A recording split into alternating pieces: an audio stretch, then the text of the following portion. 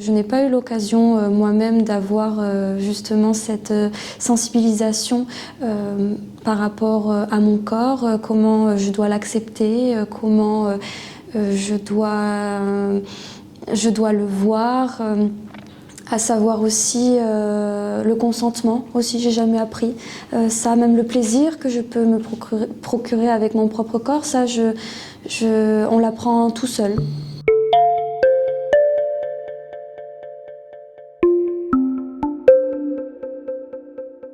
Les jours où je n'aime pas mon corps, c'est souvent parce que j'ai passé aussi peut-être un peu trop de temps sur les réseaux sociaux. Ça peut paraître tout bête, mais je peux voir des femmes justement qui sont entre guillemets parfaites.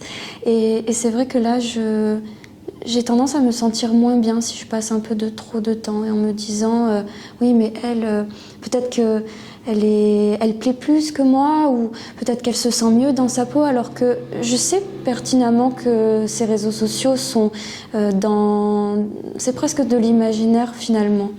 Et quoi qu'il en soit, on a le corps qu'on va avoir, on va tous vieillir aussi, et je pense que voilà, j'essaye d'avoir la personnalité la plus en accord avec moi-même pour pouvoir être bien justement dans mon corps. Je vais suivre beaucoup d'influenceuses qui parlent de leur rapport avec leur corps, et quand elles sourient et quand elles assument aussi leurs défauts, elles sont belles, ces femmes-là. Ce que j'apprends aussi en ce moment, c'est que j'ai eu tendance à trop attendre des autres qu'on me dise que je suis jolie. Et d'ailleurs, je pense que c'est très culturel, parce que de se vanter de son corps, de son visage, c'est quelque chose qui peut paraître très égocentré, mais de se regarder dans le miroir et de dire qu'on est jolie, qu'on se sent belle, qu'on se sent bien, finalement, c'est à partir de ce moment-là, quand on s'accepte soi, qu'on va rayonner auprès aussi des autres. La confiance en soi, même l'estime de soi, va permettre à ce que on paraît aussi jolie aux yeux des autres. Mais pareil, encore une fois, il faut l'accepter pour qu'on renvoie une image aussi positive. On ne nous apprend pas en fait à retenir réellement le positif. Donc il va suffire d'un commentaire qui n'est pas forcément méchant, mais qui va être que l'on ne va pas apprécier, et ça peut avoir encore cet impact pendant plusieurs heures, plusieurs jours, plusieurs mois.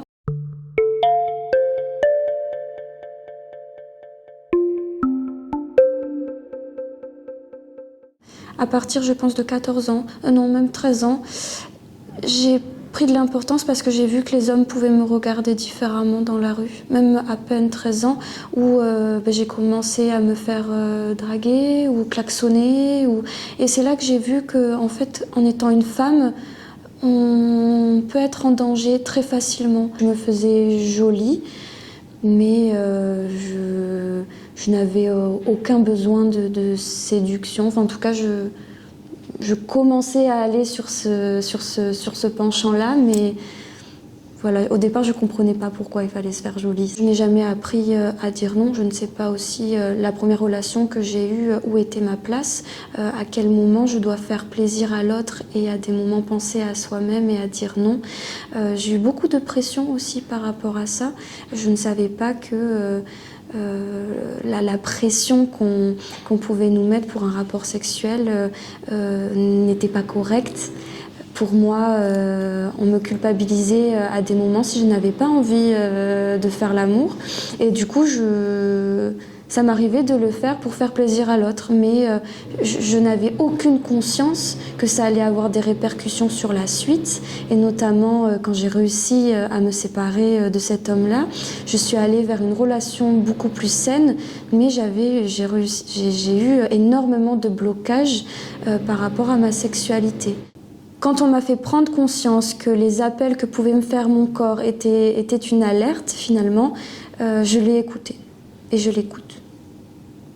C'est le premier qui va me dire que je ne suis pas bien dans telle relation. Il faut que je sois complètement en accord avec ce que je suis et ce que je ressens. Et surtout ne pas douter une seule seconde de ce qui me fait ressentir. Si je ne me sens pas à l'aise, je pars. Si je n'ai pas envie, je ne le fais pas. Si quelqu'un veut rentrer dans ma sphère alors que je me sens bien, je l'enlève aussi.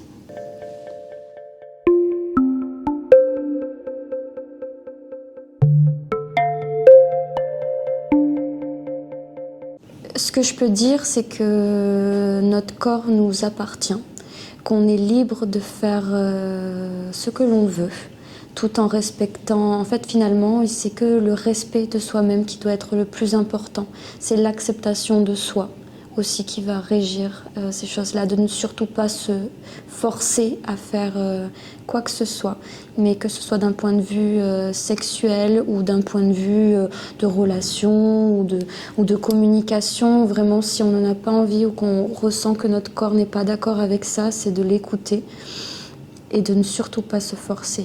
Et si on est en accord avec notre désir, avec notre plaisir, sans se cacher, c'est ce qui est le plus important, et surtout de s'écouter soi.